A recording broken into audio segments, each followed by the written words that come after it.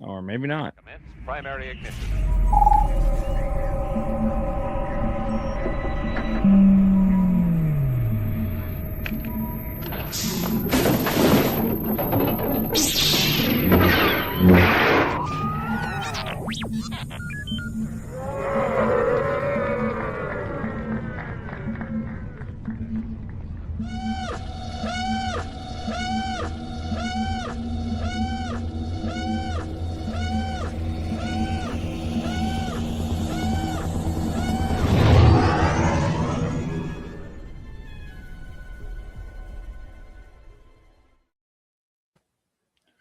What is up? Welcome back to VCN Transmissions. My name is Colin, and we got, the one, the only, aka Steady Ted, all the way from Texas. What's up? How's it going, everybody? Exciting times we're in right now. Exciting times. There was a lot going on yesterday. Not only did we get the prices for Star Wars Celebration 2027 yesterday, but we also got the announcement of when tickets were going on sale, which they went on sale today at 9 a.m. Eastern Standard Time and 6 a.m. Pacific Time. There's some other Star Wars news out there. There was a new trailer, which, we will be breaking down the trailer in this. And then, we are going from there. But before we get started, thank you so much to everyone that is listening and watching.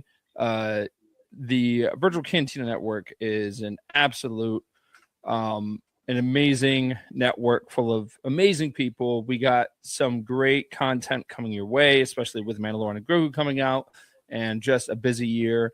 And also for Boonta Eve, there was the official lineup that was announced. And it is absolutely fantastic. So there is the for those that are watching, we have the entire lineup there for you. You've got Frank Trigg, you've got Stuart Ziff. There's a lot of people from Industrial Light and Magic and who have done stuff behind the scenes. You also have Tamara. She is amazing for numerous reasons, but one of my personal favorite projects that she worked on was Max Rebo in the Book of Boba Fett. She was a huge part of that, so I can't wait to actually meet her in person. But yeah, there you go. Super, super exciting stuff. Yes, absolutely, Bruce. There was a lot of Star Wars yesterday. But yeah, so let's dive into the news. Yesterday, we got the announcement of when tickets were going on sale for Star Wars Celebration, and they are going on sale on Wednesday, May 6th at 12 p.m. Pacific Time, 3 p.m. Eastern Standard Time. And then we also got the prices. So for the 4-day passes, it's $260, and then it jumps from $76 to $91 for single day passes. And then if you're very lucky and you do your timing right, you can get a VIP pass, and that is $1,210.99 plus tax, most likely. So yeah, there is a lot to look forward to if you are a normal pass goer or a VIP. I've never had the chance to be a VIP. I've had friends that have had the opportunity. I would love to. I know that price is expensive, but at the same time, just think of, all the great things that come out of it. But yeah, we're actually doing a huge breakdown of Maul Shadow Lord next week, Tuesday, with the Determined Focus podcast, Will and Grayson, and my best friends, Hunter Smoke, aka J Guy Hunter, and we'll also be doing a survival guide for Star Wars Celebration. This will be my 5th one. Hunter has been going.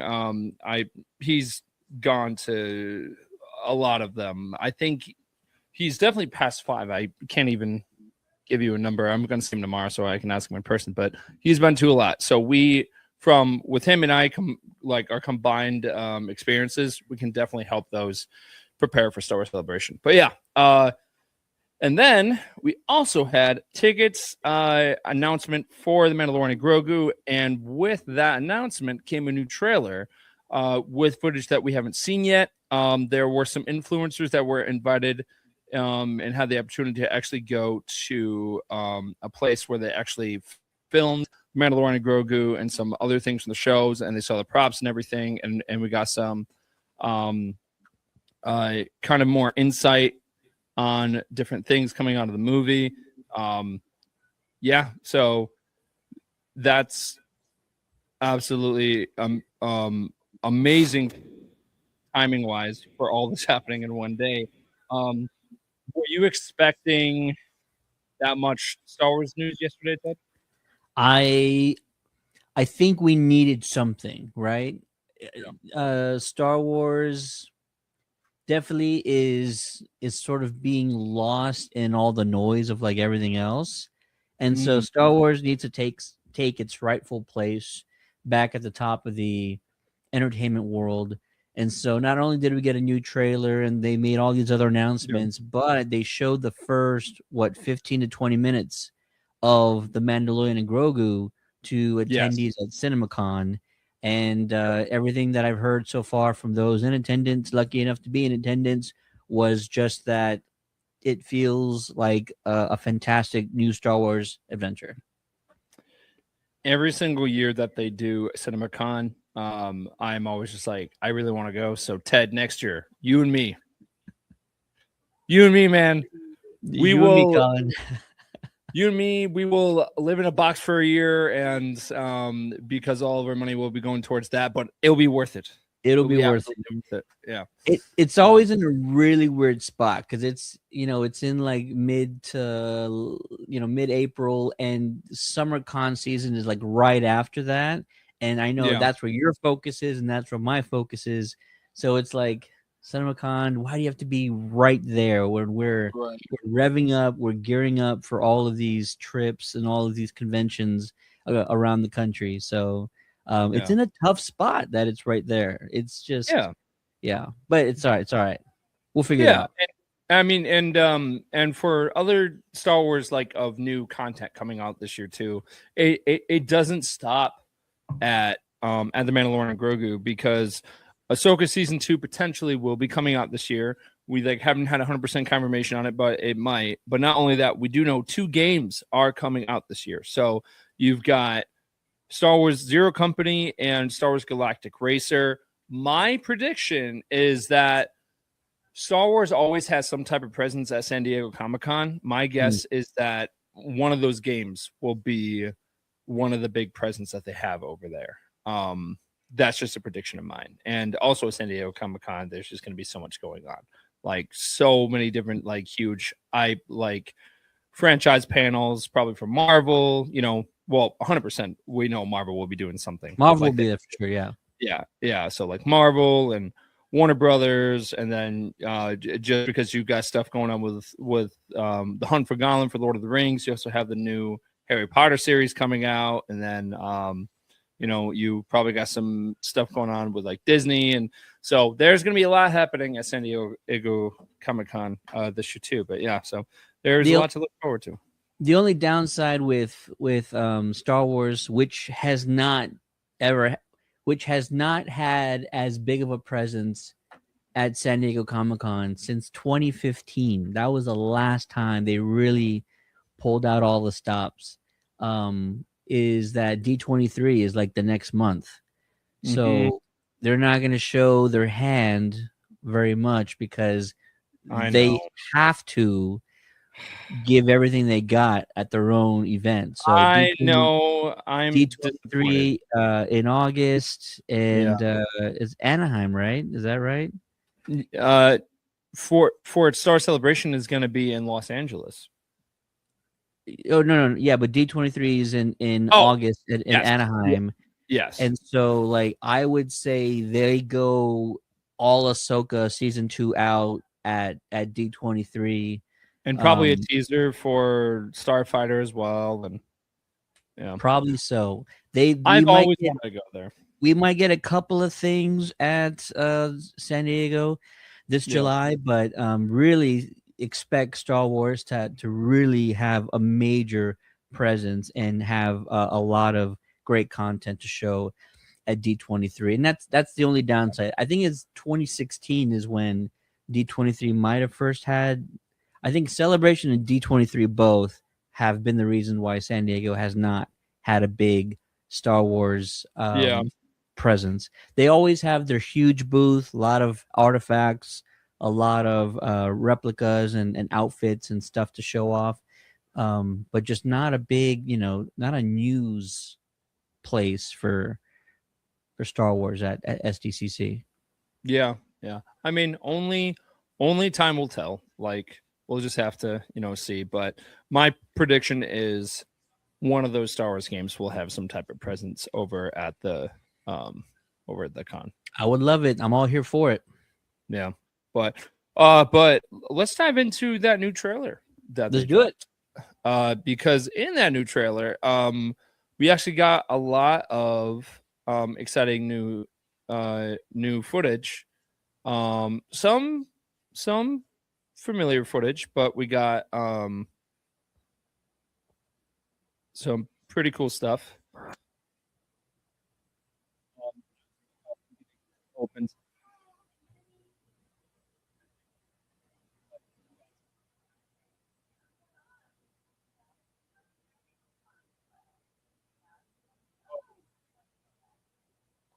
We know that Mando does not have his N1 starfighter anymore, but there's been different toy stuff where like it's hinted that it still exists. So I'm curious what is going to happen with it, because I love the Razor Crest and I'm glad that he has a new one, but I'm just curious of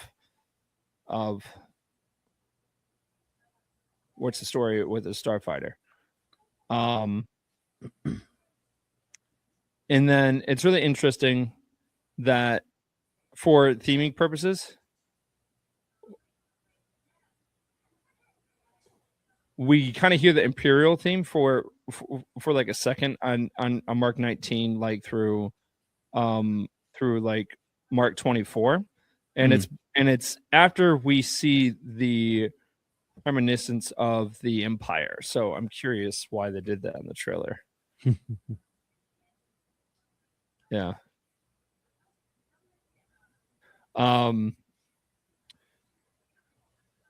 Sigourney Weaver also has more involvement in this trailer too.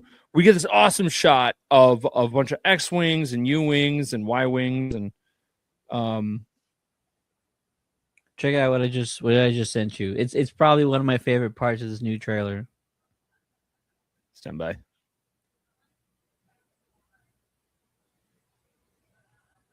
Stand by here. I'm gonna start. Where'd you send me? Oh, right here in the backstage here. Oh yeah. All right, here.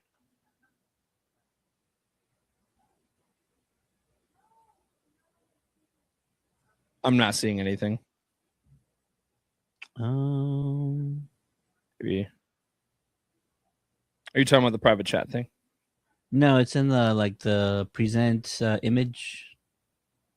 Oh, okay. I got you. Yeah.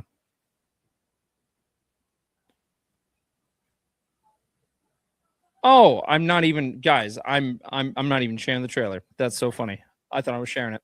Haha. I was wondering. I was like, oh, we'll just talk about it. We gotta share it. It's fine. Yeah. No. I meant to be sharing it. Yeah. So, it's so interesting that they're playing the Imperial theme beforehand, and then Sigourney Weaver has a larger presence in this trailer too. And then this is the shot I was talking about where it was like the X-wings and all these other cool ships. I absolutely love how immaculate the X-wing look, like just down to the little details and how they like aged it and everything. It looks fantastic. And then this is one of the best Sigourney's ever looked in any movie ever. Just her as a rebel pilot. Yeah, it's amazing.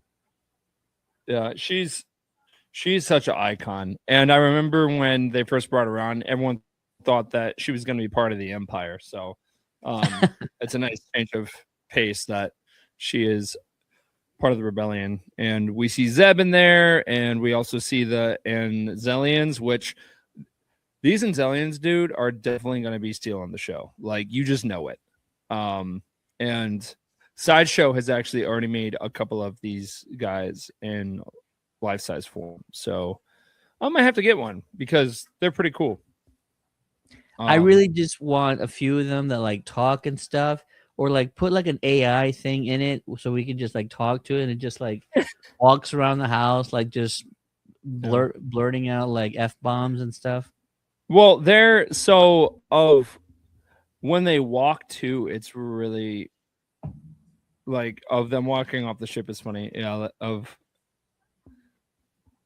it looks like stop motion and everything.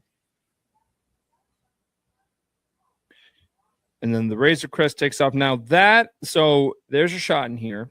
You want to show it? Yep. So, of the thing you were talking about, can you bring it up because I can't see of what thing you were talking about? Well, I was talking about this photo, but if you if you want to bring the trailer up. Wait, is this not the? Oh my goodness! I thought it was playing the trailer the entire time. I didn't. Oh my gosh, guys! You're good. So jeez. Okay. So yeah. So we have the Anzellans, and that shot definitely looks like stop motion. We know that Phil Tippett is involved, but this shot right here, right as they're going into hyperspace, I think this is Navarro, and if that ends up being Navarro, that is really cool. Kind of sad because Carl Weathers passed away, and I'm curious on how they are gonna talk about that and on how they're gonna handle that situation in the movie.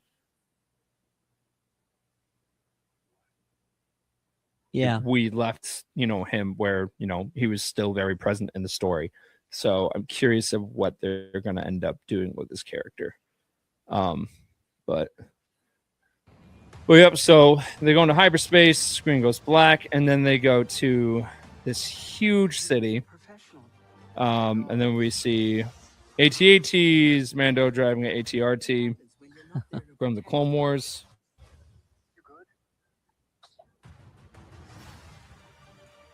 We see Embo. We're pretty sure that the planet with all the droids and everything is Nal Hutta. And we know the Hutts are not happy with Mando. So, and the last time we saw the Hutts were over at So the last time that we saw the Hutts of these Hutts in particular was in the Book of Boba Fett. So yeah, I'm curious if we'll get some type of mention of Boba Fett. And then we see Mando finding these kind of giant droids. We know Phil Tippett actually worked on these droids, and it looks like they are a decent amount of stop motion in that as well, which is pretty cool.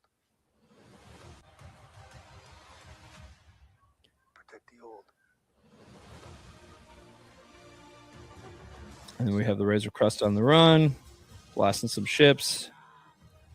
Get a shot of Zeb. We have the Dejeric creatures. We still don't know who is playing the of the one creature in the rocking chair. We still don't know who that is or who's voicing him. And then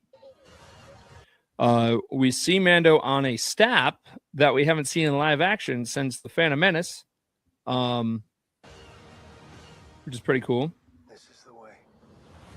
And then we got a shot at Grogu in a tunnel. Yep. Are you scared? So yeah. You should be.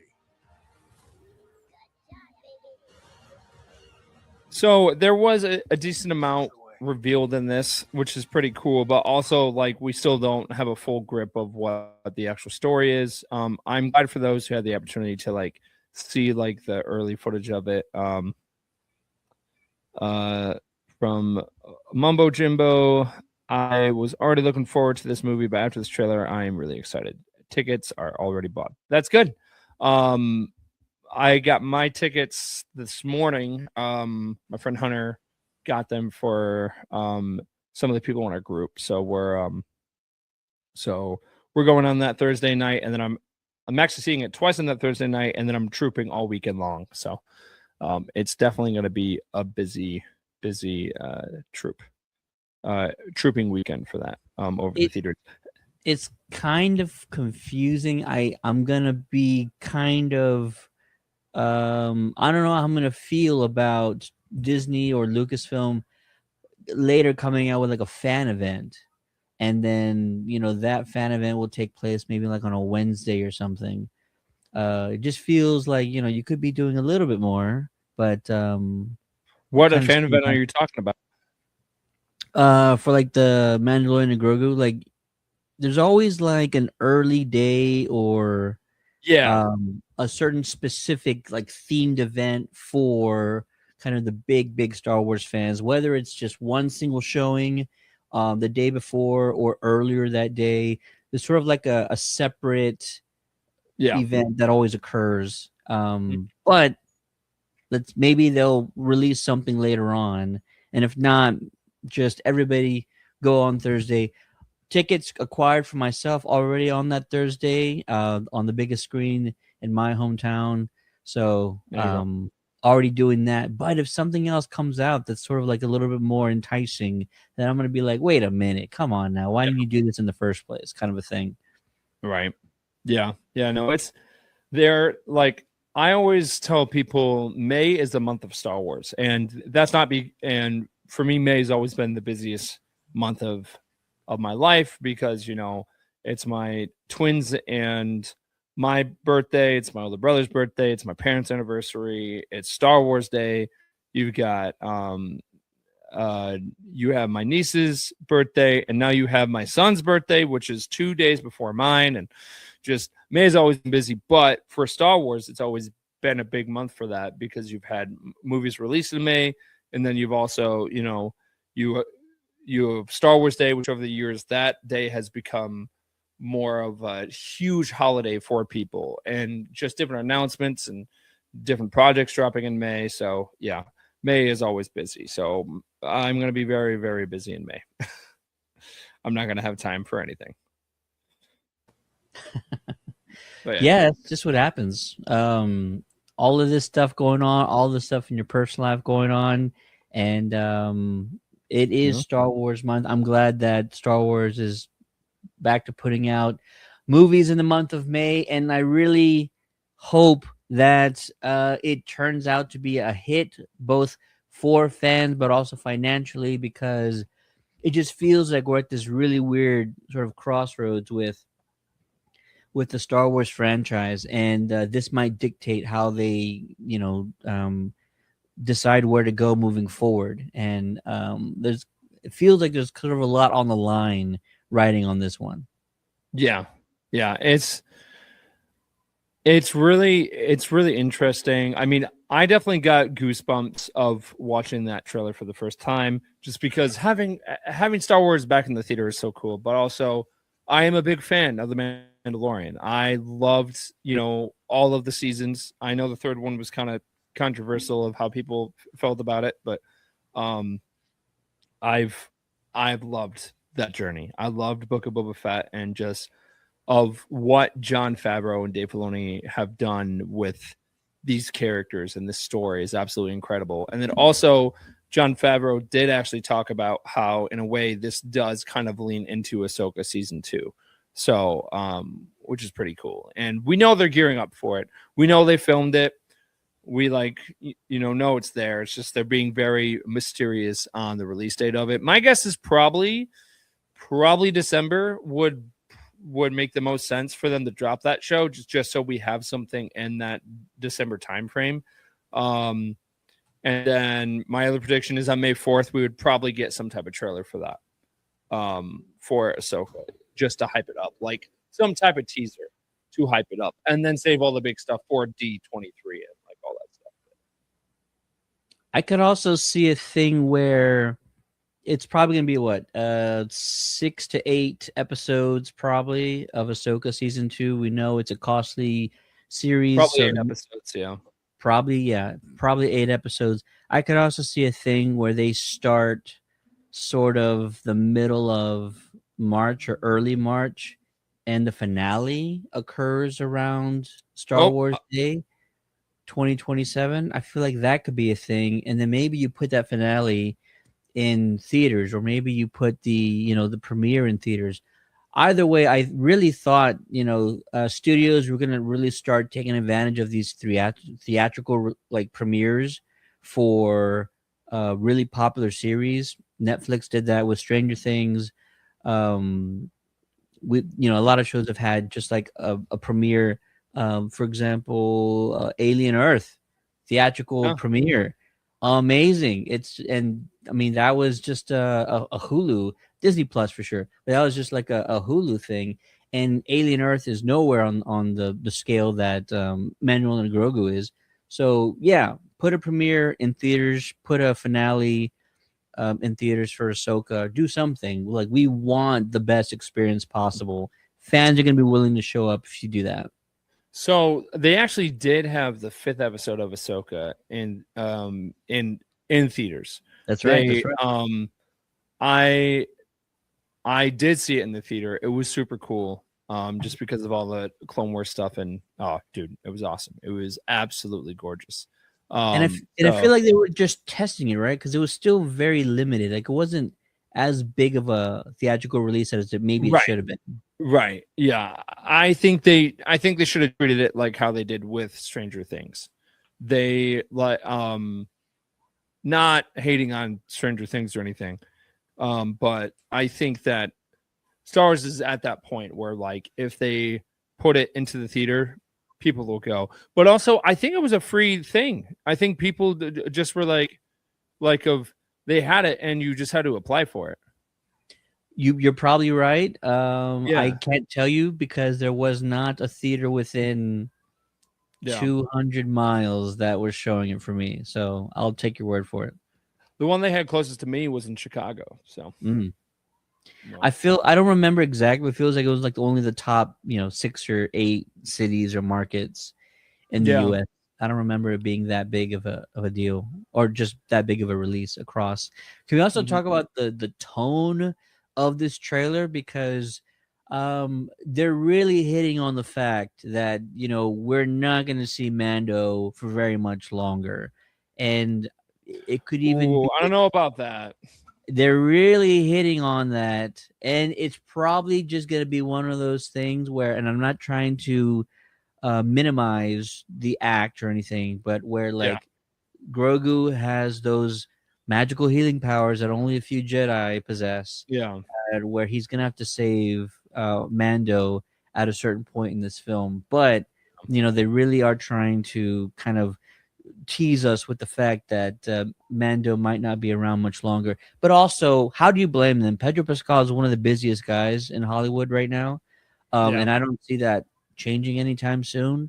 So, He also said that he would play this character for as long as he could. And I could see where you're coming from because of that one line where they say of where the old take care of the young, and then he reverses it and says, and the young take care of the old. not So only not only that, but Colonel Ward, played by Sigourney Weaver, she has a line in the trailer where she says something like, "You're not going to be around forever," or yeah. "What are you going to do when you're not around and he needs somebody?" Something like that. Something to Yeah. that. Yeah. So the whole entire trailer is focusing on not the plot, not the story, No. but like, how are these two? How is Grogu going to kind of reach Yeah. that next step, and how is Mando gonna, keep raising him as a father to kind of be more Right. independent, because Right. he won't Yeah. be around all the time. That is the question. That is the question. So it's definitely going to be really interesting to see of where this movie is going to go. But again, I think one of the most exciting things is that we're getting a Star Wars movie back in the theater. I am beyond excited for this. I even remember seeing Revenge of the Sith last year in the theater. That was so cool. Just seeing everyone show up and just how excited they were.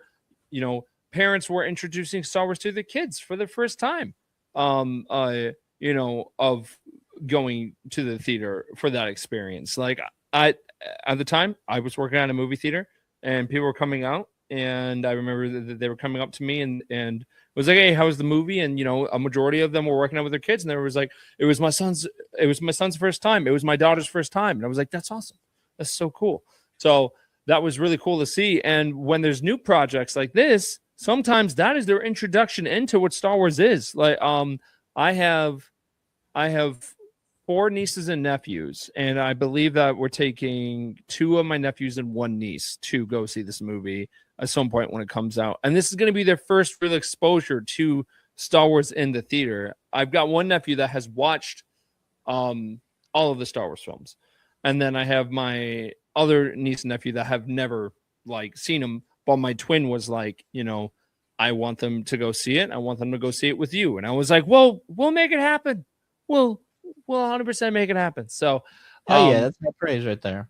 right. And not only that, this things like this make me excited for my son.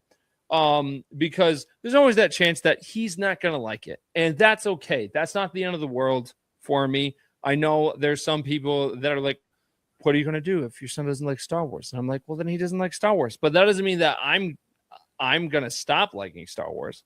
Like it's just the way it really is. But he needs to also understand that he is named after a Jedi Master. So there's no chance in the world that he wouldn't be a fan of Star Wars. I think he's just gonna grow up in a household where Star Wars is the only thing he knows. It's he'll like know nothing. Other things. He might. They know other things might exist, but he's gonna know Star Wars is literally the greatest thing on the planet in the history of man, and he's got a room behind you that looks like the Death Star. So it's like Star Wars rules everything. There's nothing that exists that is good that hasn't been inspired or come from Star Wars. He's in good hands. Oh yeah. Yeah. So, but it's just so funny because I have so many people that are just like, what happens if he doesn't like Star Wars? I'm like, well, then he doesn't like Star Wars. It's not, it's not the end of the world. I don't know what you want from me. But yeah. But yeah, right. So yeah, no, I am beyond excited for this movie. I think there's a lot of great things to look forward to. May in general, it's just going to be super busy for Star Wars. You also got stuff happening with Fortnite, where on May 1st they will be having that huge Star Wars update where it's basically going to be like an open world Star Wars game. People are recreating Star Wars Battlefront in that game. It's going to be absolutely insane. Now I am not a big Fortnite guy, but when there's Star Wars involved, sign me up. And me and David played the update that they did last year for Fortnite, and that was really cool. All of the AI stuff with Vader was weird, but it was cool. Yeah. So very, very exciting stuff, man. It is a lot of fun, and I have played Fortnite in the past. I cannot claim to be a Fortnite player because your brain just has to be wired differently. There's just I grew up I'm in the era of GoldenEye and Halo. That's how far games progressed when I was really, really into games. And going forward after that. But people who play Fortnite and you're able to either play offense or build in order to kind of defend yourself, your brain has to be wired a certain way, and humans have evolved over the last 2 decades, and mine is not a part of that evolution. So yeah, I don't do the build stuff. I do zero build. I can't do the I don't have the mental capacity for that when I'm playing. Kudos to people that do, but I can't do that. I agree. And what they need to do is, I know there's a ton of side quests and side games you can do. Either Fortnite themselves or a fan out there just needs to start creating Star Wars themed side games where you put, two factions against one another, 20, 30 on 30, all Star Wars. That's exactly what they're doing. That's Perfect. exactly what the update is. Because the update is where they give players like 4 giant maps, right? So Mm, either space, Hoth, Tatooine, and then Navarro. But then they perfect. can change the landscape and like everything on those planets. So someone already pretty much made a open world, and then like you have like 100 players there, and then you can just you're just walking around going on adventures. You can ride like speeders, I think. You can fly ships, and then it's this isn't temporary. They're keeping this in the game forever. This will be a permanent addition part of the game. And then some people are like recreating Star Wars Battlefront where you can have command posts in there where you can capture it and stuff like that. So it's going to be absolutely insane of when May 1st comes around, because it basically is going to be a huge Star Wars game inside of another game. And it's not like you have to purchase Fortnite. Like, Mm, all of the stuff in Fortnite is yeah. like for like different skins and everything. If you want skins, like you do have to buy those. But Yep. Yep. Yep. something that I'm really, really loving games is customizing characters. And last year, and I hope that they put it back on sale for people that are interested. But they actually had a custom Mandalorian skin. So basically you like bought the package and then you could just customize your own Mandalorian to like any color and like any format that you wanted. And it was super cool and super detailed. So yeah, Bunch of I am looking comments. forward to Bunch of comments that. coming in right now. Hang on. Oh wow, yep, I see him. Let's see. Hello there. My first Star Wars experience was Return of the Jedi when I wasn't even in school. They want to let me in the 8 p.m. show, but my mom took my hand and pulled me in. Yes. Wait, why wouldn't they let you into the 8 p.m. show? I'm curious about that. It's not like I it's a mean, rated R movie. right, but some theaters do have like they do have like a minor policy. So that But might be it. was this when Return first came out? That's what Yeah, I'm curious about. I have Let no us idea let us know that about answer. You were yeah. 4 or 5 years old, and they wouldn't let you in, even though you're with a parent. That's how it was back then, or just that theater had a policy. That's so crazy. Yeah. She said that she was 4.5 years old. 4 or 5 years old, yeah. Oh, Germany. Oh, Germany. Okay. Say no more. Actually, we aren't European. Well, today European theaters, they're very lenient, right, on like content. Like I think rated R films in the US where like the age is like 17ish. What's it called? Theirs is more lenient. It's like 13 or 15 where they kind of consider that. Uh-oh, what happened? Nothing. I'm just Ugh. seeing I'm just seeing my friend Noah say things on the live stream, and then I just saw him say something on YouTube. He said, "Did you kick me on IG for asking your nose about your nose hair shavings?" Dude, I didn't even know you were on the live stream for Instagram. I'm just checking it now. I'm just seeing your comments. That's funny.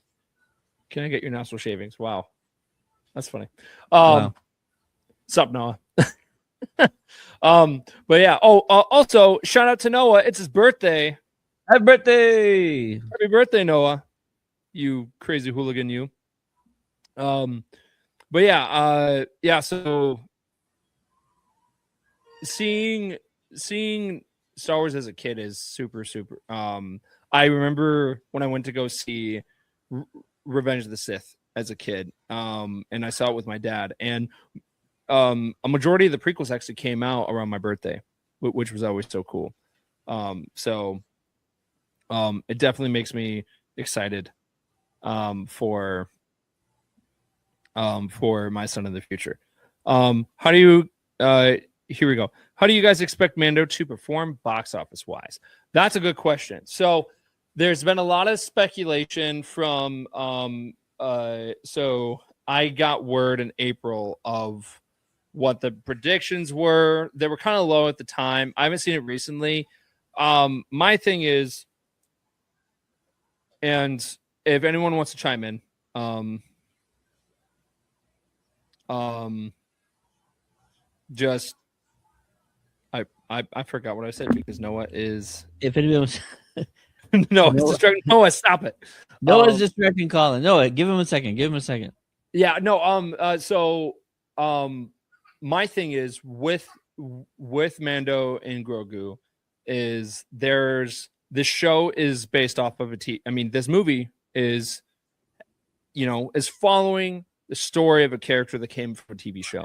So if you fully want to appreciate this movie and character, I feel like you do have to watch the TV show to understand fully what's going on, because there's going to be fans out there that see that this says the Mandalorian and Grogu, and maybe they don't even know it's a Star Wars movie, because I'm pretty sure that Star Wars doesn't even have the title in this, right?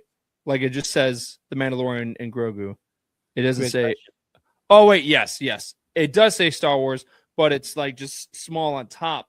But my thing is that, and I really hope that this doesn't end up happening. I really I really hope that that because this is from coming from a show and everything, this doesn't turn some fans away that who haven't watched The Mandalorian. I think the show was great because it really bridged the original trilogy, the prequels, and the sequels, and that's exactly what this movie is doing as well. Because there's so many different things that are going to happen in this. We have stuff from the Clone Wars in this. We have characters from Star Wars Rebels. It's just going to be a huge, massive love letter to Star Wars fans, and it's not just pointed towards one category of Star Wars fans. I think it's just like it's pointing towards all audiences. And the reason why I'm talking about this is because I think this is what might affect the box office. Because there's a chance that some people may not want to go see it because they might not have watched The Mandalorian. For example, my dad, he hasn't really caught up with all the stuff in The Mandalorian, but he loves Star Wars. I don't know if him watching this movie would be something that he would be interested in, because I would have to tell him, hey, you should watch The Mandalorian. He's like, I don't got time for that. Like there are some people out there that have that mindset. So for the box office, I am hoping that it does well, because I think that that's going to help the movie and the story go forward. Yeah, that's my take on it. Yeah, I'll say that because I think somebody put in the comments that it's tracking around 71 million, and what I would say to that is it's probably not going to open at 71, but I feel like this film will have some legs and word of mouth will be positive, and eventually it will get to a satisfactory sort of overall box office total, especially worldwide. I don't know, is 71 million domestic, or is that the entire worldwide? Somebody, Alex, if you have those figures, let us know in the comments. I think it's domestic. Probably. So domestically, Super Mario Galaxy opened with 130. The second movie in so far in 2026 was Project Hail Mary with 80. It would be wild if like a Star Wars movie couldn't even surpass a first time story like Project Hail Mary that did 80 domestically in its opening weekend. Okay. It might come a little short of 71, but I feel like overall, over time, positive word of mouth, and it'll do much better. Yeah. It looks like the majority of saying that it's opening weekend, and then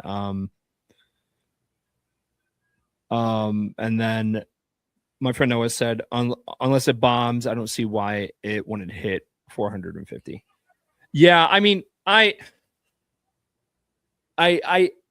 think it really just depends on on what the fans' mindset is going into this. I would love to hear for everyone that's here live and listening.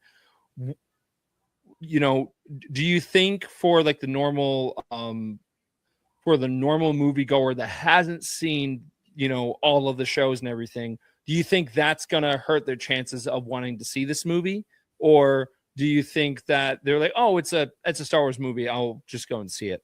I would love to hear your guys' thoughts on that. Just because we just talked about my mindset on it is that I don't know what to expect from, of the of all the different types of fans going into this.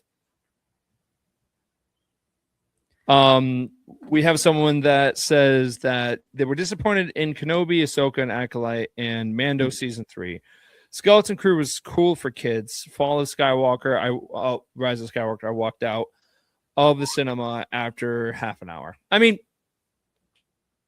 not every Star Wars project is gonna hit the mark. But at the end of the day, we feel your pain. Like, I don't blame anyone that might have walked out during Rise of Skywalker. That was like a last ditch effort to try and make something coherent out of the story. It's really just when you have too many cooks in the kitchen, and the first initiative should have been make a coherent trilogy. And when you didn't even focus on that, they had no chance of succeeding where they wanted to. So I do not blame anybody on that. Ahsoka's been pretty fantastic. Ahsoka season 1 was some of the best Star Wars we've gotten, story-wise, action-wise. So many stars, so many interesting questions that they're setting up. So I'm really stoked for season 2. And what else? We probably can't get into either Acolyte or Kenobi, but there's some good moments in both of those shows. Acolyte is just one of those things where, like, listen, I know what the director was trying to do, but it's really hard to tell a story to a franchise that is not used to seeing a story told that way. They were trying to be very subvert our expectations a certain way, in a certain style, by telling the story in a certain style. And if you weren't picking up on that, if you weren't trying to figure out that they're really trying to like unravel our preconceived wiring for like that kind of a thing, then it's we're not built that way. Stories, entertainment has been told a very specific way for a very long time. And when you get somebody that goes against that, it's really hard to get folks excited for it. Christopher Nolan is a great example of, like, he's going to tell a story in a way you've never seen before, and it doesn't always work for everyone across the board. And so if you meet somebody who's like, I don't like that Chris Nolan movie, or it didn't make any sense to me, this one, didn't make any sense. That happens to a lot of people because he's trying to do something completely off the board and off script, and it doesn't work. And those are stories that we are not privy to. Those aren't even franchises. Those are just one-off things. When you're trying to do that into a Star Wars story, it's really hard to get people on board. You cannot be that experimental, I think, with a franchise that people are this familiar with. It's really hard to overcome that sort of preconceived notion. So Alex saying Acolyte had awful writing. I'm letting you know that it's not the writing that was awful. It was the way they wanted to present it that we cannot absorb it that way. I know it doesn't make a lot of sense, but we don't have that kind of time right now. Just so we'll go with that. Okay, so here is my mindset on all of these different Star Wars projects, and I'll get some feedback. It should be interesting. But of the different Star Wars projects that have come out, right? I'm not a fan. Like Rise of Skywalker and Last Jedi. Were those my favorite were those my favorite movies? No, but there's a lot of elements that came out of those movies that I really liked. Like I loved the Battle of Crate in The Last Jedi. That was really cool. In Acolyte, all of the big lightsaber fight stuff, that was really cool, even though the lightsabers were like super like they were taken out of Galaxy's Edge. Yeah. But yeah, so it's just And like Lee Jung Jae as a Jedi, solid. yeah. Matt fan of that guy. He's fantastic as Soul. Alexander said that the Acolyte had in his opinion, he said Acolyte had bad writing. Character motivations changed every 5 seconds. In his opinion, he's saying that's bad writing. I totally get it. Mysteries were being like revealed every 5 seconds. That was one of those things where it's like kind of too many mysteries being, too many layers of the onion were being pulled back too quickly. I think there was a lot there was a lot going on with Acolyte, and I think they were really banking on a season 2. And when they even showed Plagueis for that split second, I think that was like I think that was a Hail Mary pass, because I was just like, showing a character like that for like a split second and then them being like, we're not continuing with the series, was a real disappointment, because that is a story that so many people really wanted to see on screen with like young Palpatine and stuff like that. And I know Noah's favorite show is Acolyte, so he loves that show with a passion. I'm just waiting for his response from that comment, because his favorite show is Acolyte. But yeah, so Noah?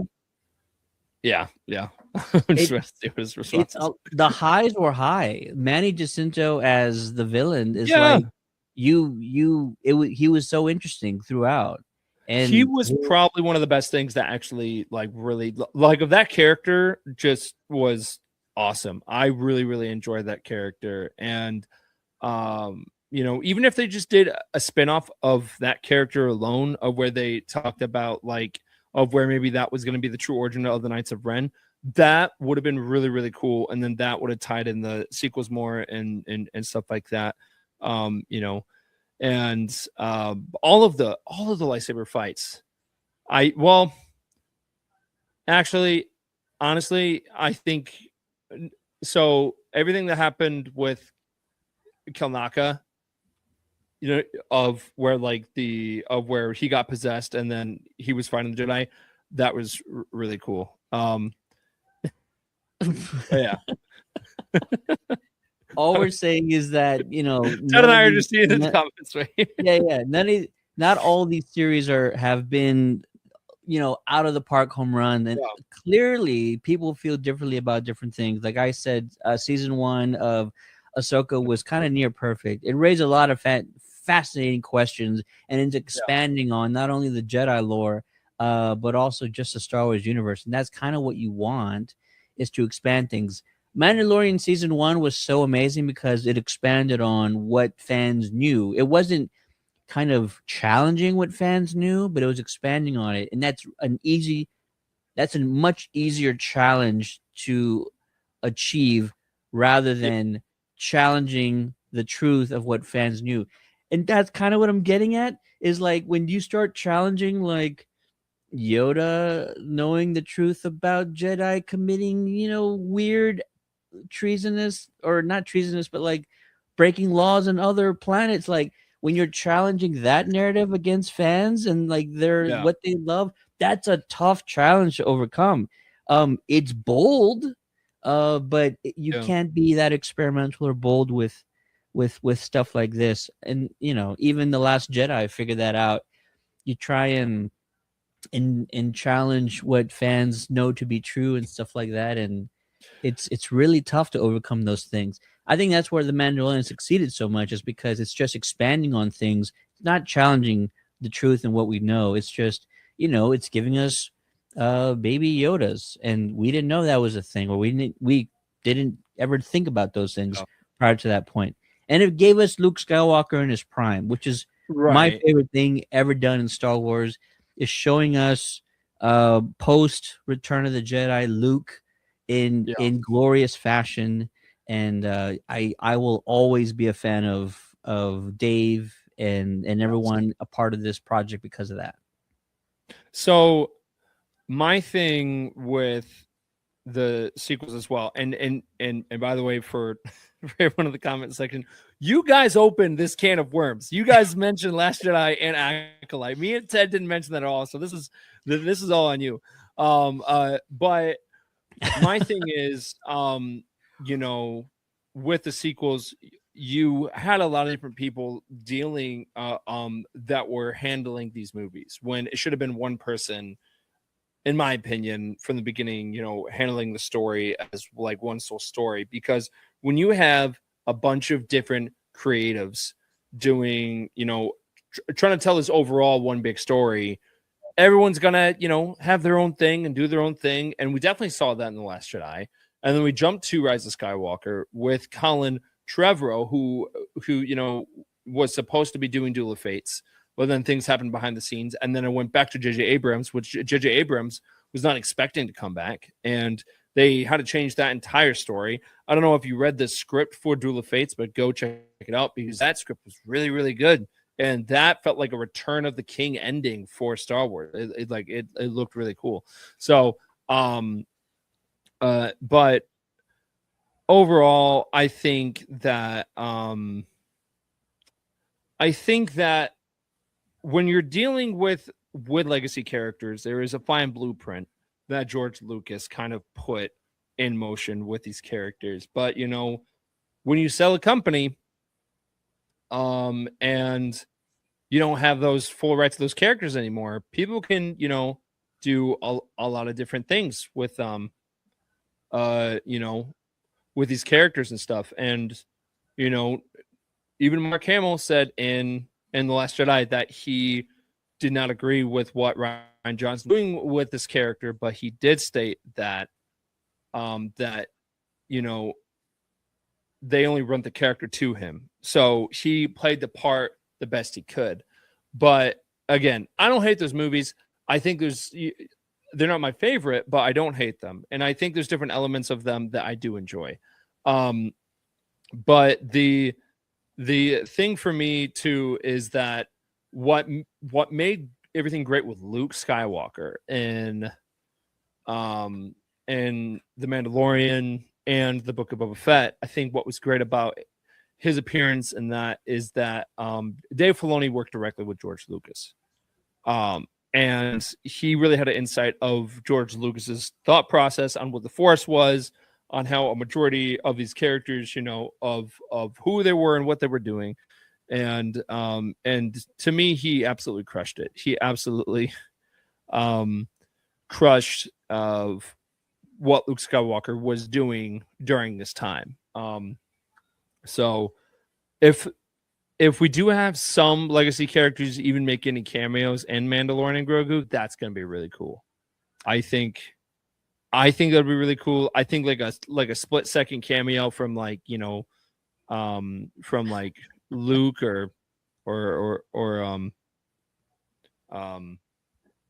like Luke Han or Yeah. Leia Orlando, and of course they would have to make it work. But someone said, "What about Spaceballs 2?" That is what gets me excited. Hey, listen, I am actually very excited for Spaceballs 2, because they have a majority of the.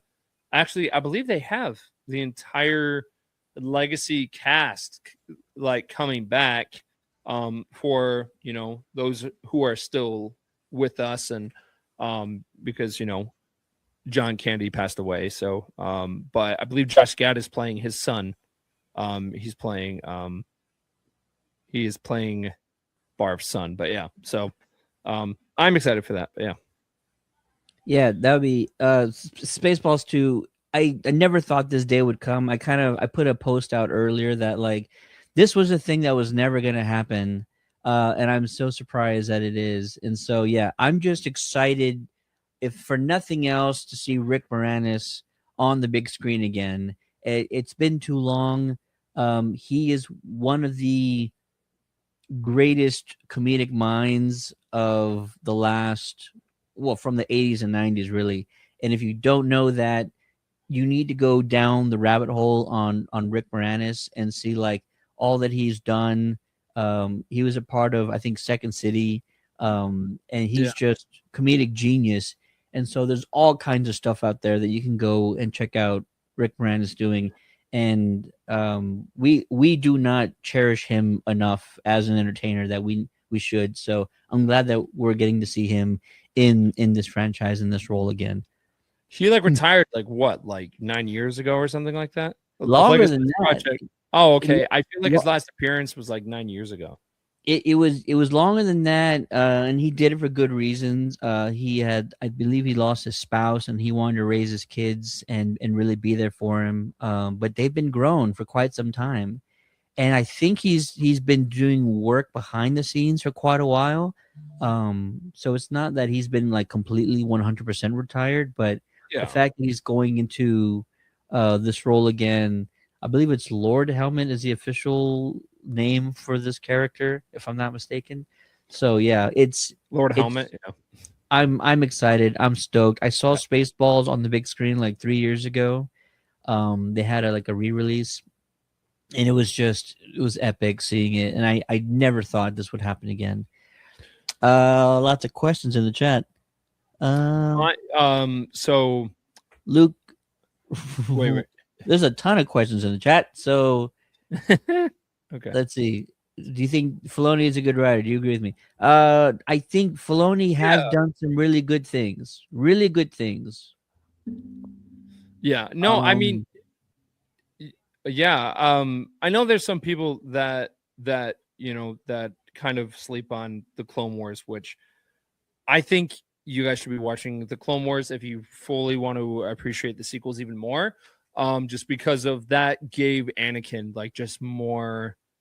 It just gave him more character, and I already loved Anakin even before I saw the Clone Wars. But just watching the Clone Wars even more was just like wow, like of watching the Clone Wars and then going into Revenge of the Sith is definitely more of um a emotional journey yeah, for like numerous reasons because you watch the Clone Wars and you just see all the clones just being there for the Jedi, and then Order 66 happens, spoiler alert, and it's just like shoot, man. And we learned in the Clone Wars that Anakin had an apprentice, Ahsoka, and then we see her journey in the Clone Wars, and later on in Rebels and live action. So it's just because something is animated doesn't mean that it ultimately is going to be a kids show. Star Wars at the end of the day was always meant for kids, and George Lucas, was always saying that. And then through the years, it's definitely adapted. Like Andor is definitely not for kids. Um, but yeah, so it's yeah. And then Filoni Filoni wrote Clone Wars, like you said. He wrote Rebels. He also wrote Tales of the Jedi, back from 2022, and like though that was epic. The duality of both Ahsoka Tano's sort of backstory, um, against oh my god, I forget his name, but just those episodes, those 6 episodes of Tales of the Jedi, I absolutely loved them. And so yeah, Filoni's got fantastic writing style, and he knows how to stay true to Star Wars. If you don't like it when people are kind of being too flexible with the lore and stuff, then Filoni's the guy that's not going to ever do that. He's kind of going to stay within the lines when he colors, and you well, got to the at thing least with the appreciate Clone that. Wars too, right? But the thing with the Clone Wars, George Lucas had huge involvement with Mm. that show.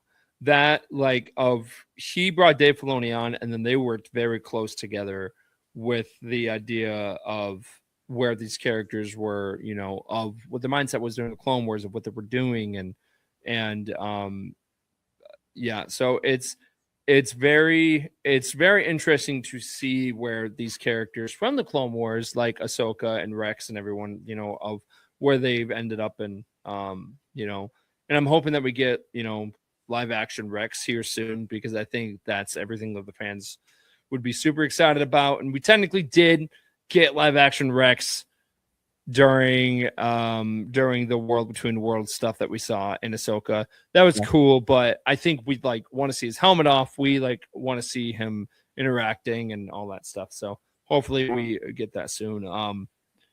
But yeah, so I'm altogether excited to see where we're going.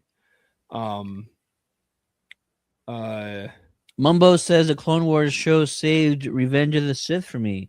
I feel like the prequels aged extremely well, and I wasn't listen.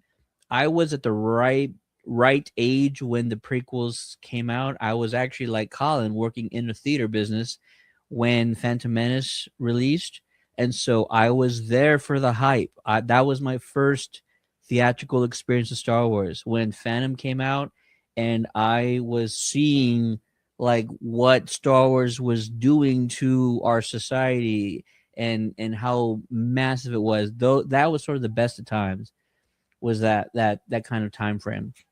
But since episode 3, and I've always appreciated, I think, the prequel trilogy a little bit more than everybody else because it was such a coherent story. Like when you watch and you focus on Palpatine over those 3 films, you have to give it to the guy. He was weaving a sinister web, and he was manipulating everyone, and almost played it to a T. So like that's the master tactician that he is, and so you got to give it to the guy, and that's why I think it's aged really well. Is because you got a chance to see a coherent trilogy, whereas the sequel trilogy was not so cohesive. And then even the original trilogy, let's be honest, it wasn't a full-fledged planned trilogy, and a lot of major decisions happened along the way that still made sense. Not saying it didn't. But the prequel trilogy was a solid thought from start to finish, and it was executed well and ahead of its time, and it's aged so well. And yes, the I lost the comment now. Yes, the Clone Wars going back to Revenge and like interweaving scenes into episode 3 was like chef's kiss. It was like so beautiful and so perfect, and it made me love it even more than I already did. So yeah. So yeah, no, I'm definitely excited to see this movie just because it branches all of the different trilogies in a way, because at the end of the day this is all leading up to Force Awakens, because it's between the gap of Return of the Jedi and Force Awakens. But yeah, so I am that is coming out soon.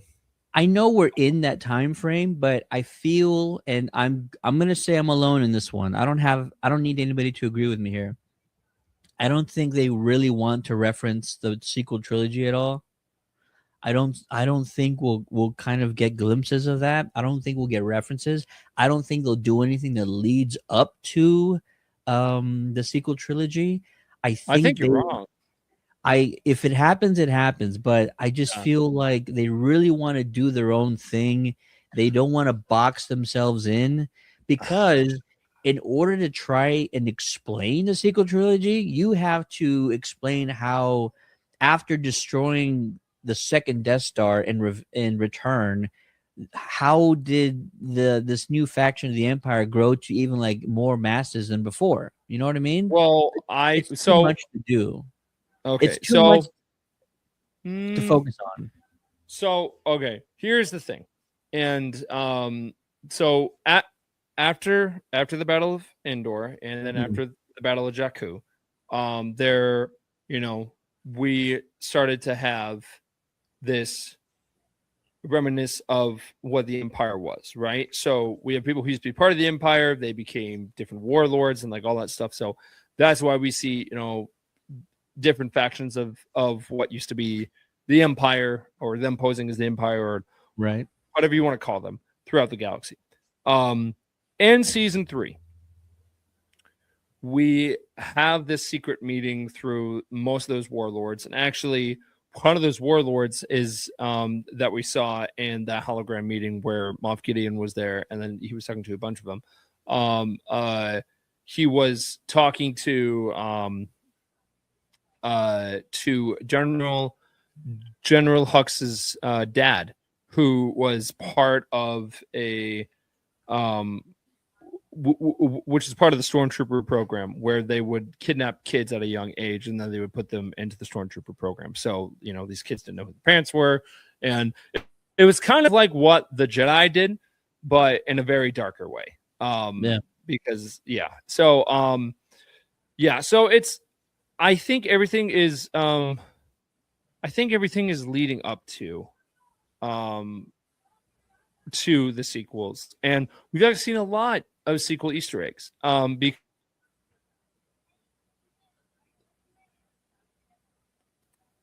We got the reference to Snoke being cloned in a tube. We even saw the Praetorian Guards in season 3. So everything is leading up to the sequels. We know that it's leading up to it, and even Jon Favreau said that what they wanted to do with the show in a way is to kind of lean into the sequels eventually. And I think what the show could possibly do is do what the Clone Wars did for the prequels, which is have that huge gap from the clones, from Attack of the Clones all the way to Revenge of the Sith, where like you just have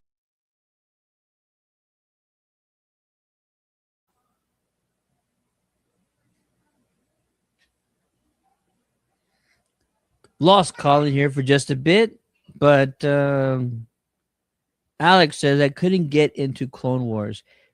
I think here's the thing with, because I think I felt that way, because Clone Wars in the first 2 seasons was sort of like a flavor of the week, where like the stories were not interwoven together. There was no connective tissue week to week. They were kind of just doing adventure. And then Mom's Judub is right. By season 3, they really started telling this, kind of deeper story that was kind of lasted across the season. So season 3 is when it really starts kind of taking itself seriously, if you will. And Clone Wars is fantastic after that. Hey there, Colin. How's it going, sir? I have no idea what happened. But yeah, so you were talking about, kind of referencing the sequel trilogy and stuff, and I think that's great. Don't we need to focus on Thrawn a little bit? No? Well, John, so we need to wrap up here soon. But Jon Favreau said that there's going to be hints of here and there of what of Ahsoka season 2, and this will kind of be leading into it. We know Thrawn is back in the galaxy at this point, so I really think Thrawn will make some type of cameo. I would be shocked if he didn't. But yeah, post credit scene leading I could up see that. to Yeah, Ahsoka 2, or I don't know if Filoni's kind of big secret movie project is been shelved or dead in the water, but like nobody's talked about that in a while. Well, so something I could see them doing with this movie is we get to the end credits, and either they do have end credit scene with Thrawn, or they just show the teaser for Ahsoka season 2. Kind of like what they did at the end of Spider-Man No Way Home, where they showed that scene with Scarlet Witch talking to Doctor Strange, and then that lead into the teaser of when that movie was coming out and all that stuff. Yeah. But because my prediction was on May 4th would be a really great way to do that, but I think it would be a really cool marketing idea, being like, hey, if you want to, see, something about Ahsoka, go and see this movie. I think that would be a great marketing strategy. Absolutely. There you go. But yeah, that is really it. We talked about a lot. I'm glad we did. And I agree. Yeah, and of the comment section, talked about your nose shavings. I mean, come on. Yeah, geez, Noah. But yeah, so cool, awesome. Well, thank you so much to everyone that joined the live stream and just listening to us talk about the Hyper Star Wars. So we appreciate it so much, and we are definitely looking forward to all of our upcoming events. Ted, did you want to talk about SpaceCon real quick? I'm glad you brought it up because if you are not aware, one of the biggest Star Wars focused events is happening in San Antonio this June, the 12th through the 14th, here in San Antonio, Texas. If you haven't already seen it, Hayden Christensen is going to be in attendance for 3 full days. That doesn't always happen. Usually it's a day or two that he's available, but he's going to be at this event here in San Antonio for 3 full days. The last time he was here, I had an opportunity to host his panel. We had an incredible conversation. That one was with Rosario Dawson. This time, he actually brought the Emperor with him. Ian McDermott is going to be on the panel stage with Hayden Christensen this year, along with Jimmy Smits. So, along kind of a prequel trilogy reunion. So let's just, episode 2, episode 3 reunion. So definitely come down to San Antonio for this event in June. Matthew Wood just got announced earlier today or yesterday. Matthew Wood got announced. He's going to be appearing Friday, June 12th only. And if you are a fan of other franchises, they have a huge cast of the boys are going to be in attendance. Zachary Quinto is going to be in attendance. And also, there's a major Marvel celebrity that's going to be announced in the next 24 to 48 hours. If you've been a fan since Phase 1, you know who this individual is, and that will be coming out very soon. But for more information, go to SpaceCon San Antonio on social media or go to spaceconsa.com to find out about ticket prices and autograph prices and all that stuff. I will say when this next announcement happens, everyone involved with the program or the event is almost certain that Saturday tickets will sell out. So please, please, please do not hesitate to either get your badges or your VIP badge in advance, because if you wait too long, you might get left out, and we don't want that to happen. Mm-hmm. Yeah, I would say it's a great con. It's a lot of fun. It's going to be hot though, so absolutely. So there. Well, thank you so much to everyone listening, and just get ready to join a hype. We are doing a big show on Tuesday. We'll also do a breakdown on Monday of the newest episode of Maul Shadow Lord. So stay tuned for that. Thank you so much for listening. May the Force be with you forever and always. Go get your tickets. Mando, Grogu. Bye.